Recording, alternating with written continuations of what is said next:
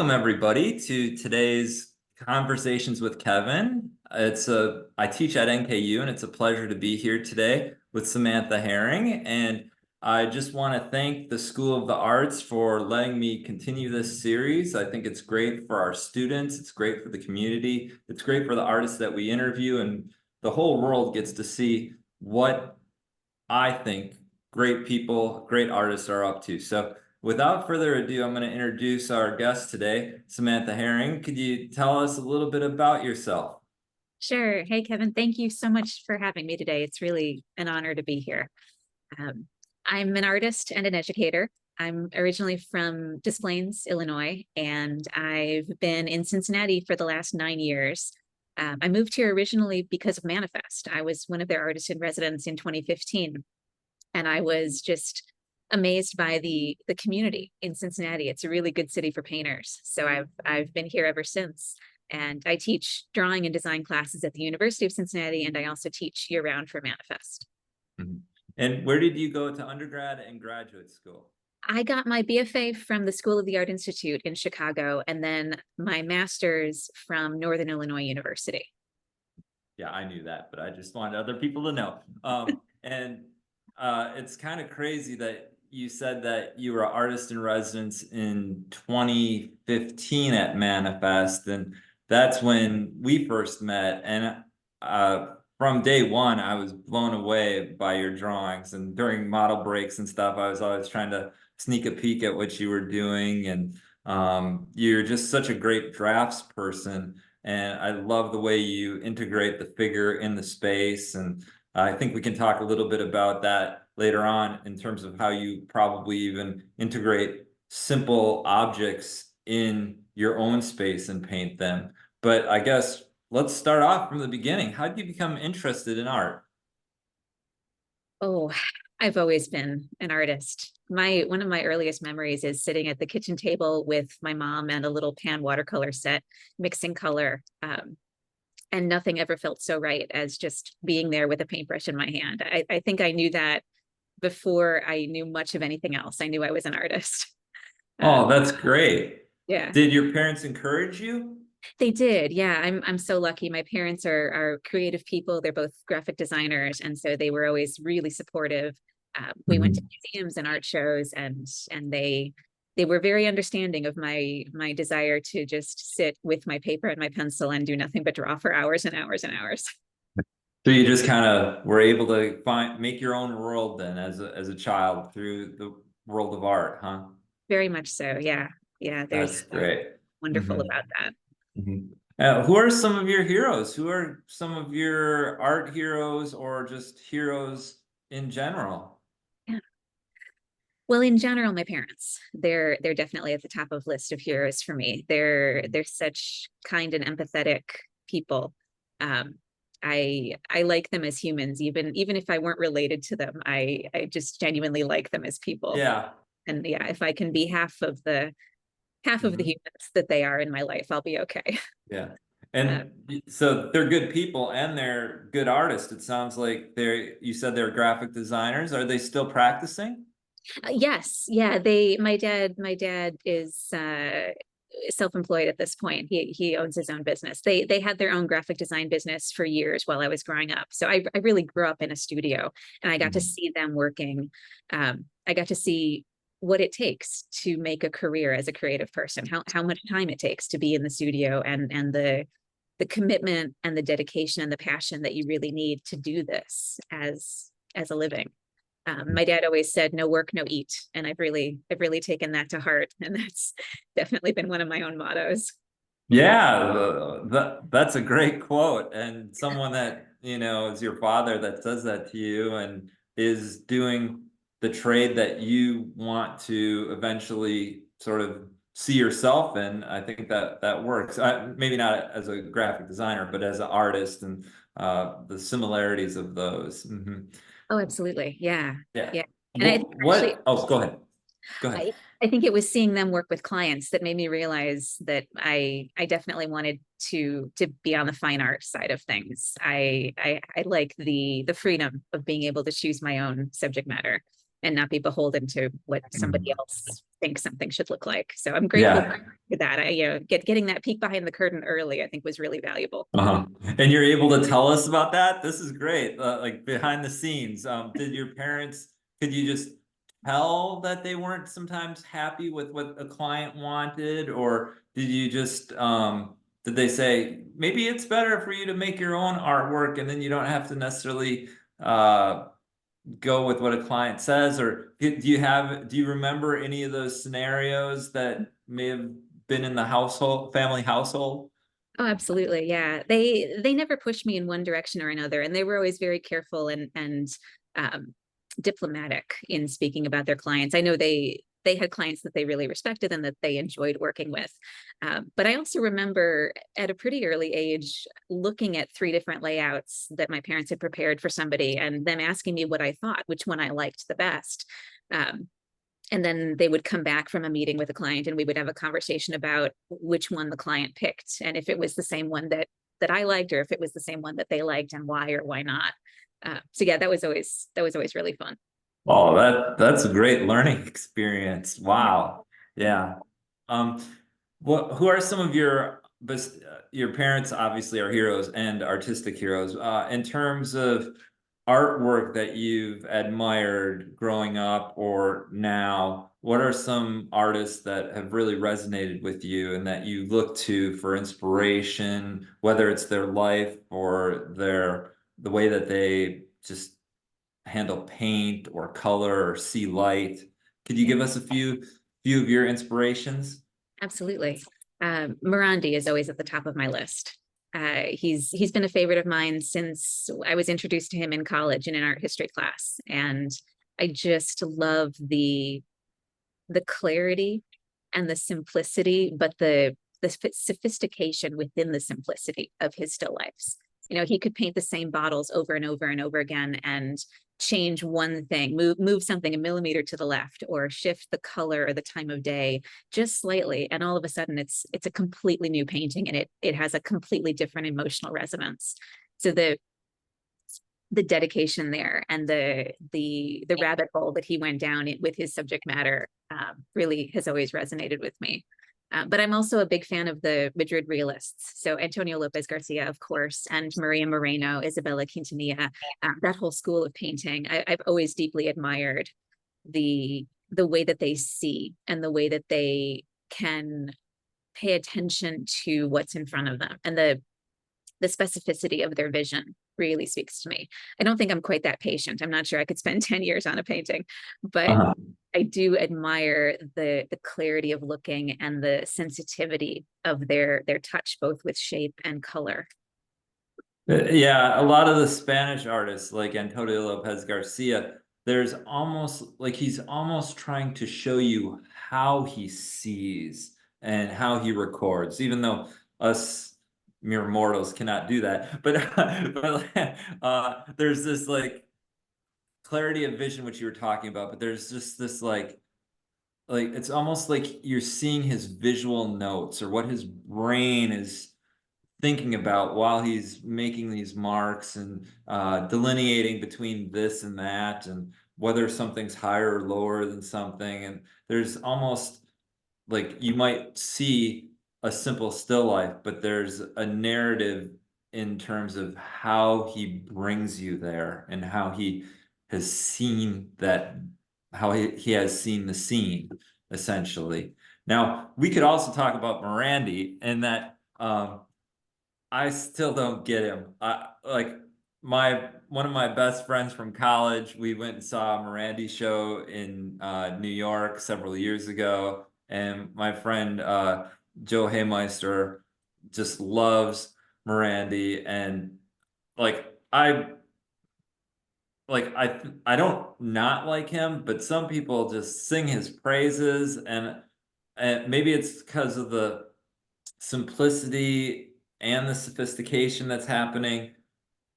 But I and I'm not asking you to defend your choice, Miranda, because you really like him, but No, I love I this is great. I'm still trying to understand him. So Yeah. I don't know. I think that's a really good point, and you're not alone. I think that was certainly my reaction the very first time I saw his work. It came up on a screen and I went, what am I even looking at?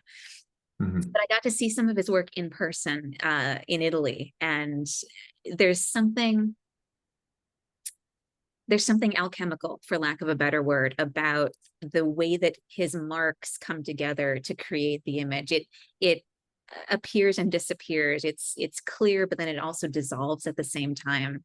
And I think part of what resonates for me is what you were talking about with Antonio Lopez, the way that he saw, and the way that the mark is such an indicator of the artist's hand. I admire that in every painter I like. I like being able to see their hand and their vision and their particularities in the piece. It's what I love about your work, right? I can tell, I know a Kevin Menti painting when I see it, and I can tell your Right. hand and your eye. And yeah, it's so Mhm. rewarding to look at. Right. I mean, when I do look at Morandi, one of the things that does strike me as powerful is this like this force of taking these simple objects and saying, I'm going to make a painting of this. And it's simple, yet very important and monumental. So I get that. I now I'm defending myself against other comments I made. But anyway, Miranda, he's a pretty good painter, right? He's all right. Yeah. Um, you already mentioned that there was a quote that your father gave you that you always think about. Are there other quotes that sort of motivate you and guide you as an artist or as a person? Yeah, there are quite a few. But there are two that come to mind right away, and they're both from books.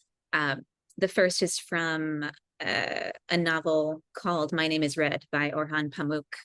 Um, he's a contemporary Turkish author. He's one of my favorite contemporary writers. Um, and the book is about, among other things, it's about miniature painters. And so he writes so eloquently and beautifully about the creative process. And at one point in the book, he writes, painting is the silence of thought and the music of sight. And there it is, right? Yeah. That's it for painters. We're trying to express the unexpressible in words, right? It is the music of sight, and it's capturing that thing that if we had the words for, we'd be writers. Mm-hmm. Yeah, Yeah, that's awesome. yeah, Hmm. that's one I think about a lot. Hmm. The other one I think about is a Proust quote. And forgive me, I don't remember which volume of Remembrances of Things Past this one is from, but it's the only real voyage of discovery consists not in seeking new landscapes, but in having new eyes. And that speaks to the draftsman in me, because it's so much about how we see, like we were talking about earlier, right? It's not so much about what we choose to paint as how we see it and how we it, how we can show it then to someone else. Those are great. Yeah, thanks for sharing that with us. That's awesome. Yeah. Thank you so much. And then, um, what would you like people to know about your art or what you do for the world? I think that that's important. I think that's maybe a little inkling of why we're artists sometimes is like we're putting something out. We're dedicating ourselves to making these paintings, drawings, sculptures. Sometimes we're obviously more than just an artist, but like there's got to be a reason why we're making these things that people will look at. And I wonder what other people think when they're making things and want us to see, or I want artists to tell us what they want the world to see in their work. I love that question. It's such a beautiful line of inquiry, because you're right. We make work not just for ourselves, but to have that conversation with somebody else, right? I tell my students all the time that art is communication, right? It's a language, and it's a way of sharing something with somebody else, whether it's a documentation of how something looked at a certain time of day, or an emotional state, or a memory. It's communicating that thing very specifically to somebody. So I would hope, if nothing else, that that my paintings give someone looking at them a moment of peace and quiet. I like to say that I make quiet paintings in a noisy world. And part of that is for me, part of that is a reminder to myself to slow down and really be present and take the time necessary to look at something long enough to depict it in paint.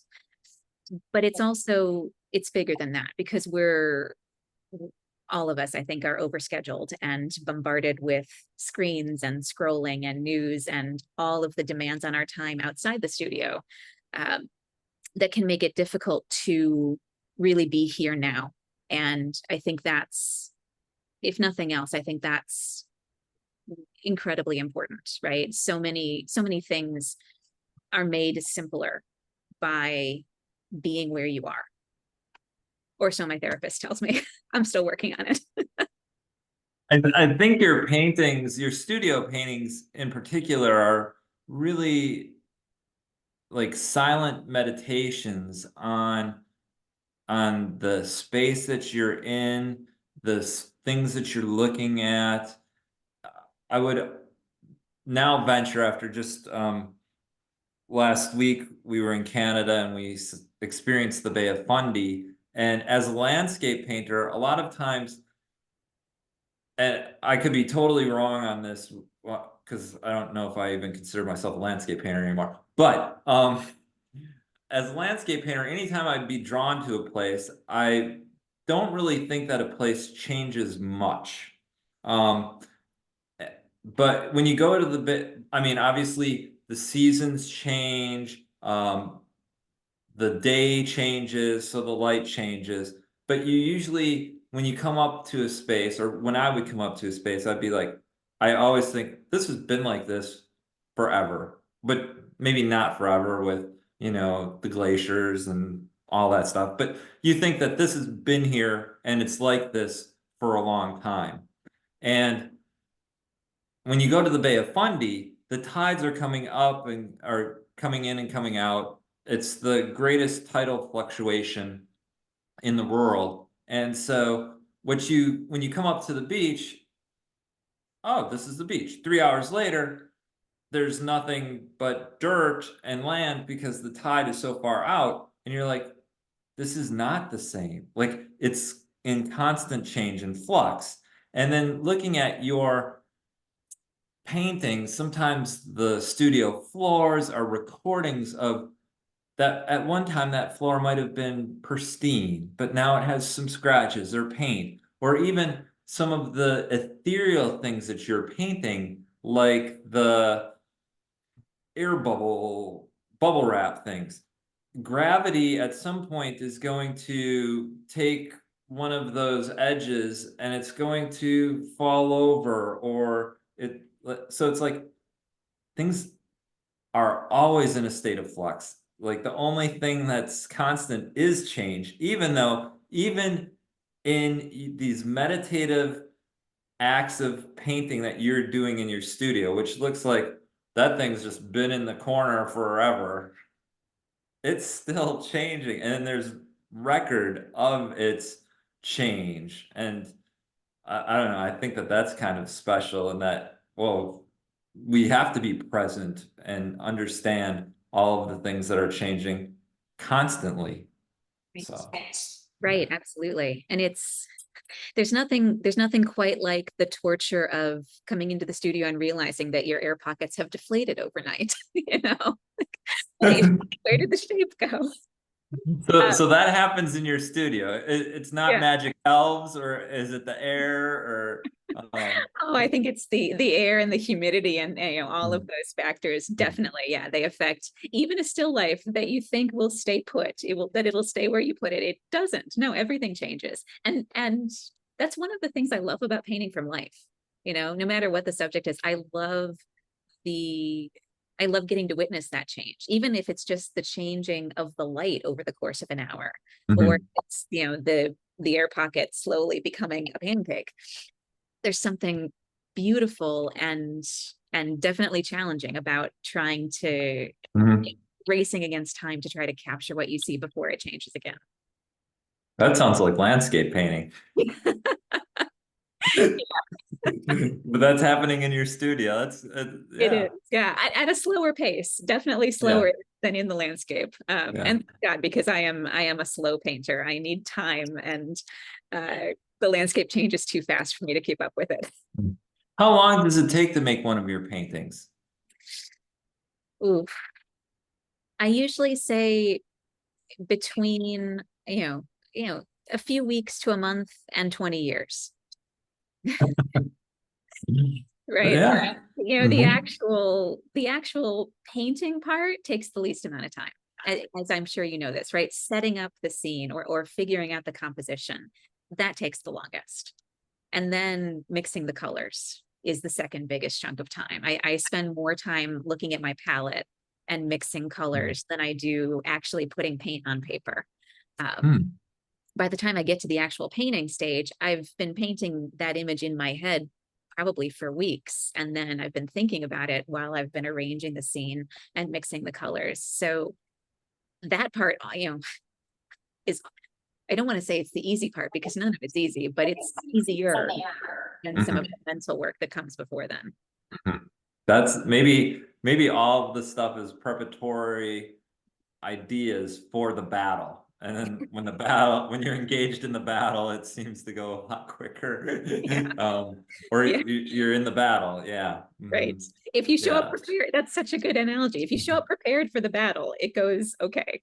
If you show, without your armor and without a plan, you're doomed. Can you talk a little bit about the studio and like I'm sure, especially in your case in particular, the paintings that happen in your studio, the studio seems to be a prominent character. I don't want to call it a character, but I think it's important that like you're painting in a particular place that's important to you. So could you talk about um like the environment that you like to work in? And I think that your studio in particular must have some advantages to why you paint what you paint. Yeah, yeah, absolutely. Character's a good word for it, honestly. The space to me has always been just as important as the objects. And that really started in grad school. I was I was making images in grad school just of the studio, just of sections of the wall and the floor and all of the marks and residue that had been left behind in that shared studio space. And that's really where I got interested in the idea of the mark as a record of the artist's hand, or the mark as a metaphor for past experience. Uh, there's that sense of absence and presence when you see a plumb line on a wall, or even push holes that show something happened in that space. It's not happening now. Maybe it will happen again, but we're in that tween space.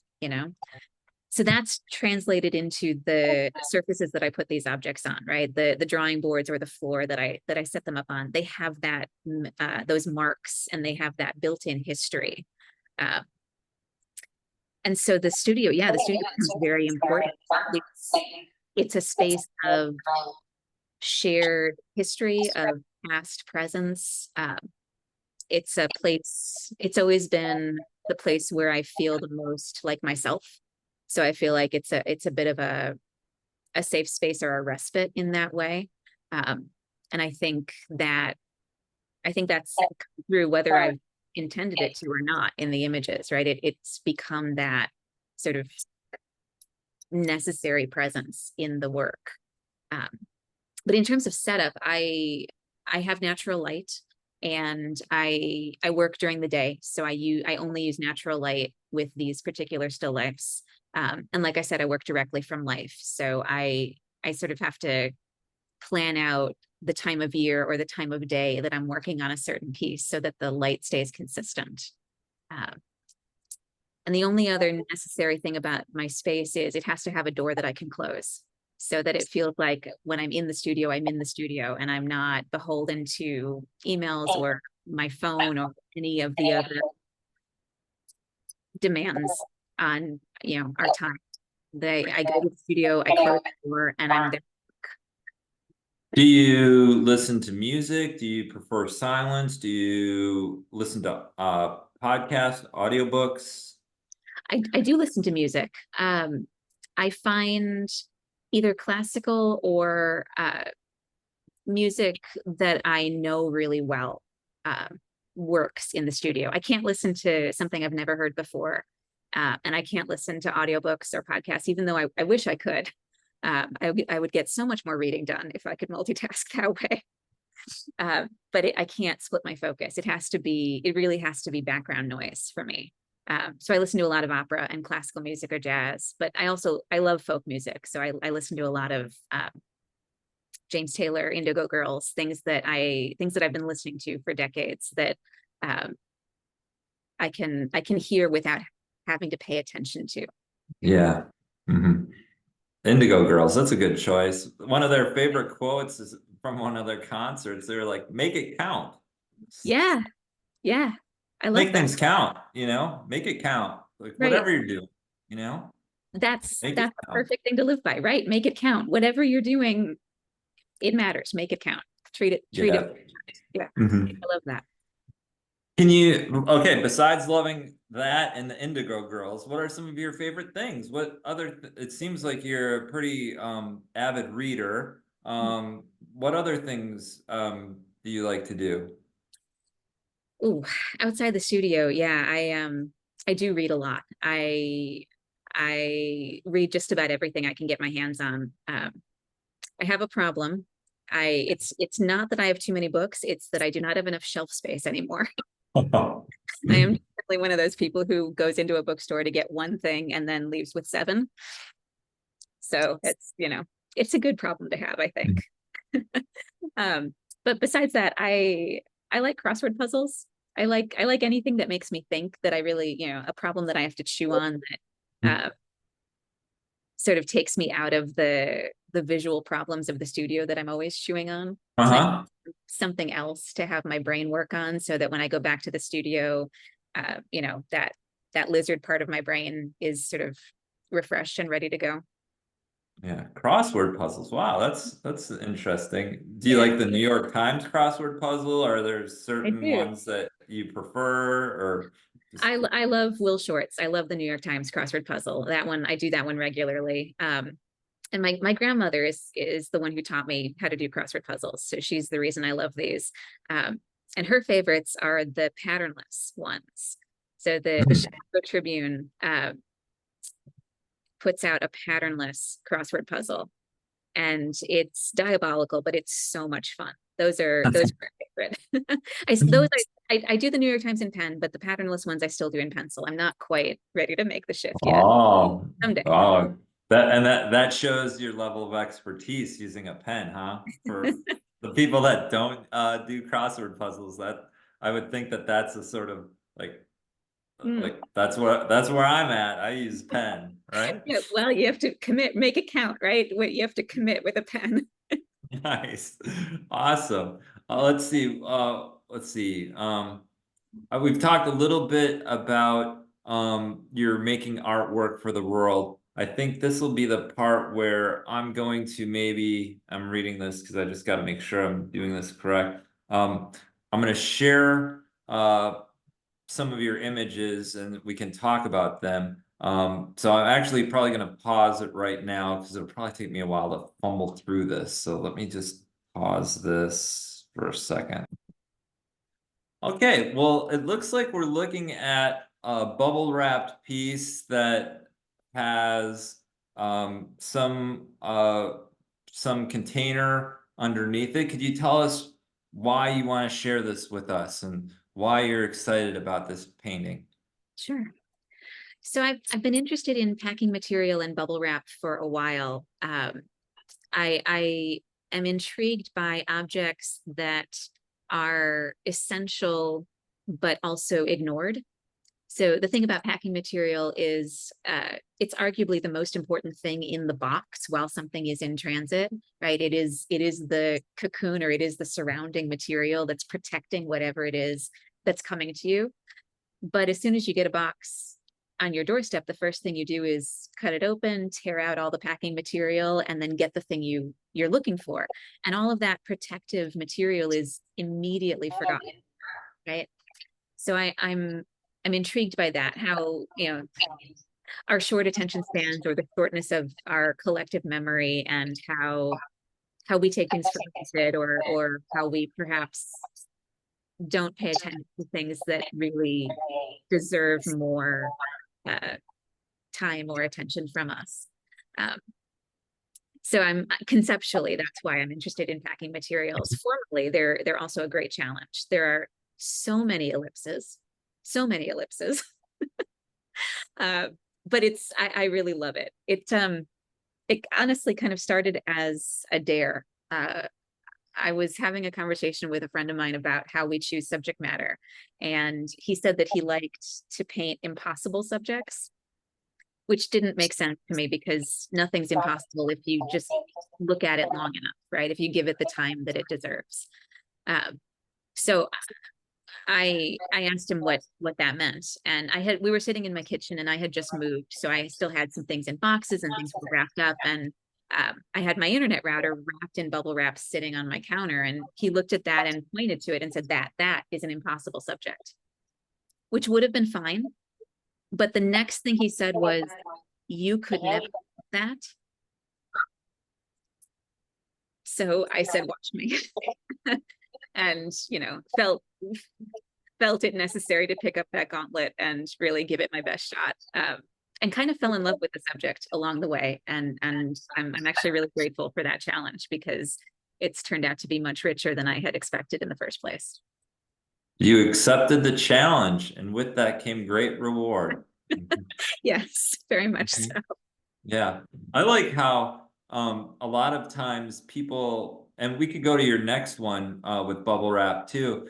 A lot of times people say, like, I love when people say, "Oh, you can paint," or like, "I like the air in someone's painting," but you are literally painting air Yeah. as in parts of your subject, like that. Now that is an impossible thing to paint, yeah, in some ways. And I can, I love having these conversations, because I remember when I was still a art student, I was sitting on a pier and I had some watercolors. I'm not good at watercolors at all, and some waves were coming in, and I was just like, it is impossible to paint that wave. It is impossible to paint that. Like, it was like each wave that came in, and I mean, there are some really good wave painters, but being a novice painter, thinking like you only have these 30 seconds with this wave coming in,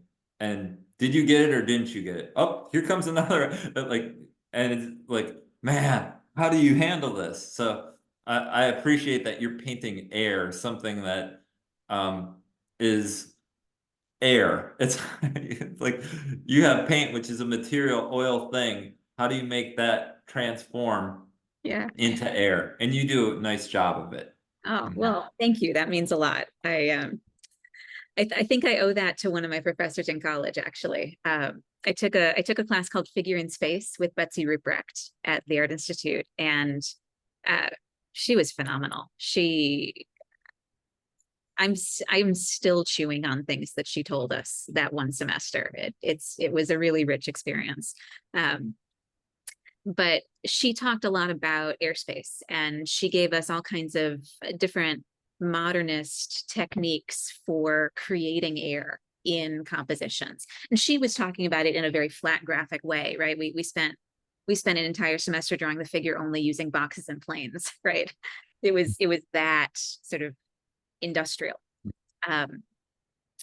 But the way that she talked about the picture plane as airspace, and the way she had us drawing through rather than on the surface of the paper, really stuck with me. She had us looking at Cezanne a lot, and his use of split planes, and his use of color interactions to push things forward and pull other things back. And those are all things I think about when I'm setting these still lifes up and mixing my colors. I use split planes a lot in my horizon line. You'll notice in most of the pieces, actually, the horizon line doesn't line up. It's a very subtle thing, but it's just, I hope it's just enough to help add a little bit of space behind the object or between you and the wall. I'm definitely a wall painter. There's a very shallow space in all of these images, and I like stretching that as far as I can to really make you feel like there is breathable air between you and the subject. Mhm. Very nice. Can you tell us about this one? Yeah. Yeah. So these are some of those air pockets that deflated as I was working on the painting. They started out much puffier and fuller. And every day when I came into the studio, they were a little flatter and a little bit sadder, and they just kept sort of shrinking down. So it was definitely a bit of a race to try to capture the composition I had in my head and to balance that then with what I was seeing every day. But I'm a sucker for this particular teal. Every time I see it, I don't know what it is about this color, but I can't help myself. It just screams to be painted. So I've painted Mhm. these times, all in different compositions or different configurations, and someday I'm really going to nail the color. But I think that's part of what keeps me coming back to that subject, is just the endless fascination with how that teal looks at different times of day and how much it changes over time. It's funny that you say a lot of these sort of deflate a little bit. I feel a lot of your paintings have a somber quality to them, and in a sense, a deflated airbag I would call depressed air. Like, now here would be a challenge if you decide to accept. Could you paint happy air? Then maybe balloons or something, but like I've seen enough depressed balloons, but like thinking about that, air could be depressed, air could be sad, or air could be happy. I'm not telling you what to paint, but I just when I do see your paintings, I think of them as contemplative, and also I feel that there's this sometimes slight somber quality. Maybe that's because of all the past residue on the floors, or the objects themselves feel like they are not necessarily stuck in a corner, but against the wall. And there's this I'm not saying confrontation with the image, but these things, the subjects seem to be almost resigned to the past, and I don't think any of them have this like happy horizon. And I don't mean horizon in terms of what you're doing with the space and the wall, but it's like I think they're all kind of like, well, I'm just the bubble wrap. I'm not the actual objects inside, or Right. yeah. Yeah. I'm so glad that's coming through. All of that is definitely intentional.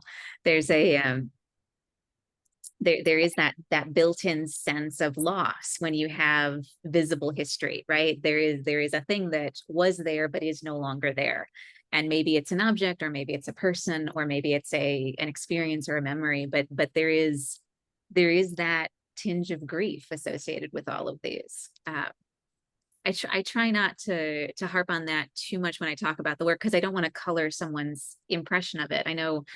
Uh, I know I've talked to people who see some of these as very happy, and I would never want to take that from a viewer, right? The viewer, as far as I'm concerned, the viewer brings half of the content to the painting anyway. Um, but for me, they are definitely contemplative and a bit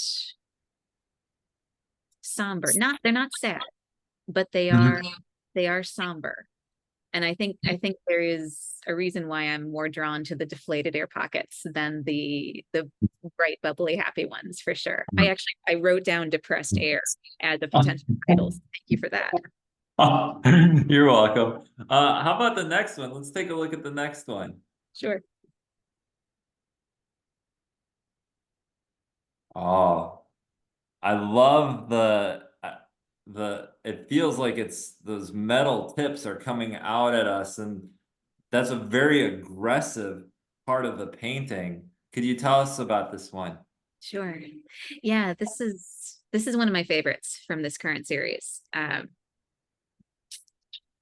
I can't remember now what that padded envelope came with, but it came in the mail. And as soon as I saw it, I knew it was going to be something that I just had to paint.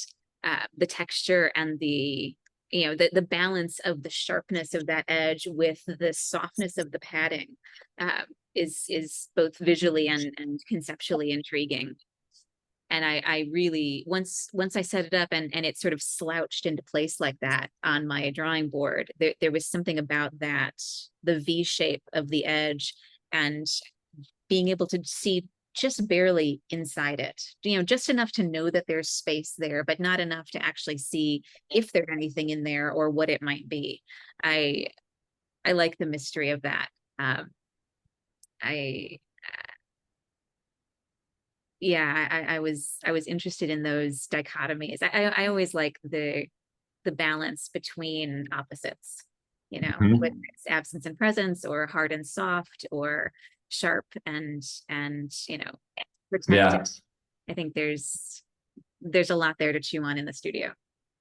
Yeah, and there's a lot to contemplate in this one, especially with those sharp edges against the soft, like you were saying, those sort of subtle tones, and then bang, you're just hitting those highlights against those shadow parts, and like you could get a paper cut on that, and it's and almost it's like you're looking into the mouth of the envelope. We don't know what's inside. Was that good or bad information? And the information that is inside of that container might not be the might not be something we want to hear. That's a little foreboding. It's actual the mouth of an envelope is kind of intriguing in terms of what you're going to open that envelope. What's it going to say? Right. Right. Yeah, that's the thing about potential, it could go either way. Could be good, could be bad, and it's sort of Schrodinger's cat, you don't know until you open it. Hmm.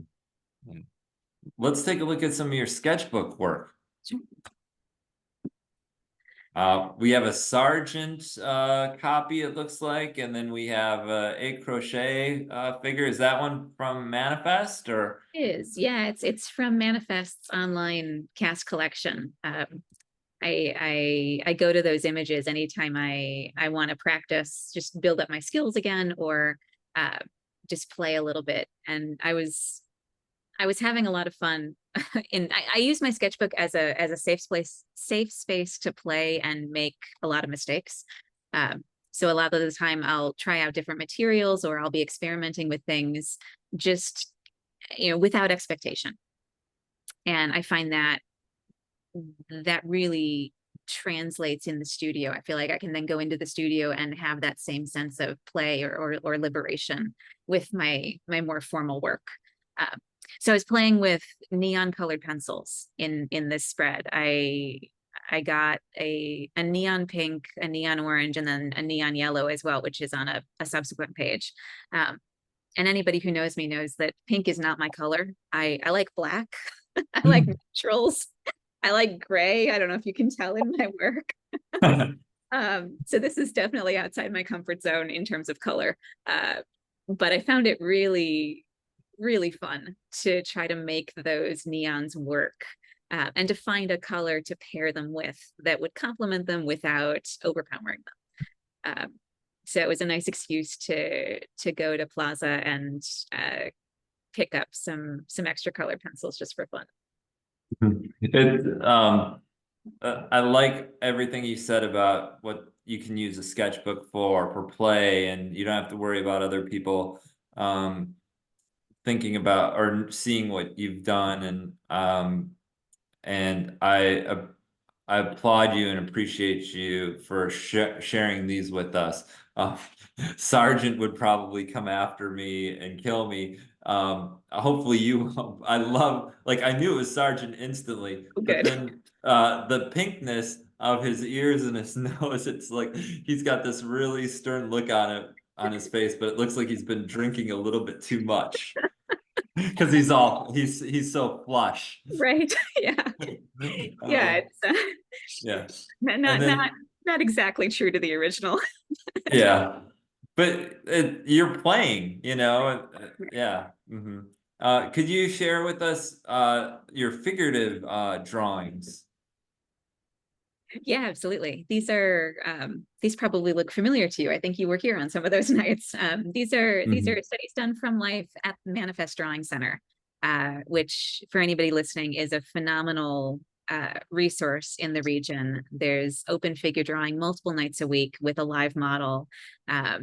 And it's such an incredible thing and such a gift, really, to be able to study the figure even after you're outside of school. I find a lot of times those kinds of classroomish experiences are very limited to higher education, um, but we're learning for the rest of our lives as artists, right? And it's one of those things that your skills just keep developing as you keep drawing and as you keep practicing. Um, I don't really believe in the use it or lose it idea, but I do believe in regular practice. And I tell my students all the time that drawing is a skill that you can learn. Um, it's not talent, it's not anything you're born with. It's discipline and it's rigor and it's regular practice. It's showing up and making a lot of drawings. So drawing from life has always been very important as a part of my practice. I'm not a figurative painter.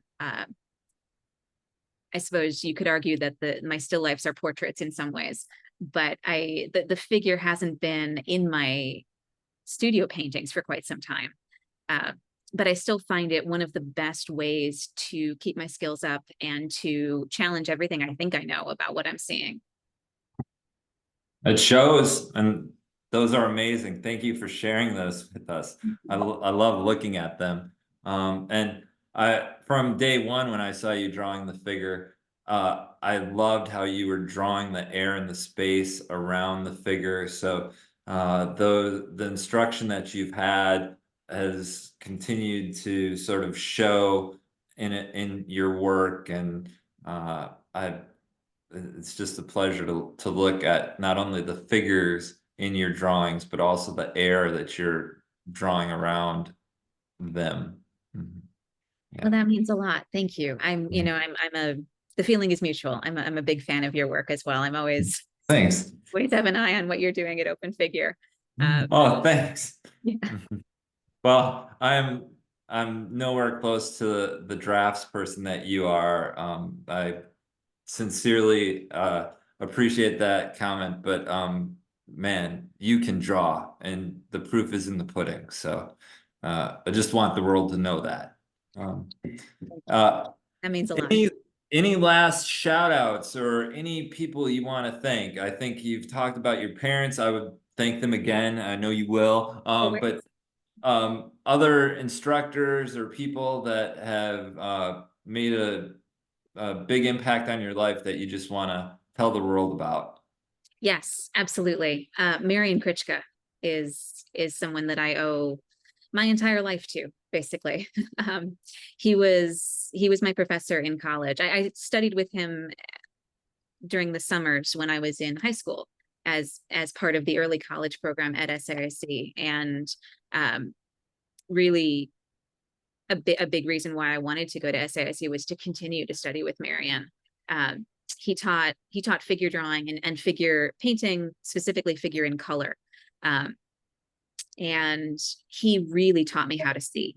I would not be here without his guidance. I have his voice in my head every single day. He would always, he would tell us that learning that drawing is about more than just capturing what you see, that it's actually about understanding what you see. And that's something that I think about a lot. It's not enough to make an accurate drawing. An accurate drawing is not necessarily a good drawing, right? If it's not sincere, or if there's something that you haven't understood about the subject on a deeper level, there's so much more to it than just putting the right shape in the right spot. So I think about him on a daily basis, and he is one of the saints that I pray to, and I'm very grateful for having had the privilege to know him and to study with him. Thank you so much for sharing that with us. Anyone else? Is that good? I think the painting community in Cincinnati deserves a shout out here. I think there are a number of phenomenal artists in the region that are making exceptional work. Catherine Colborn and Elena Chetverakova, Adrienne Dixon, Hannah Parrott, Katie Baker, and then Emil Robinson, certainly Rob Anderson, regulars at Manifest. There's a wonderfully supportive painting community here that I'm very grateful to be a part of. Oh. Well, I'm glad that you're a part of it. Thanks. Yeah. That means a lot. Mm-hmm.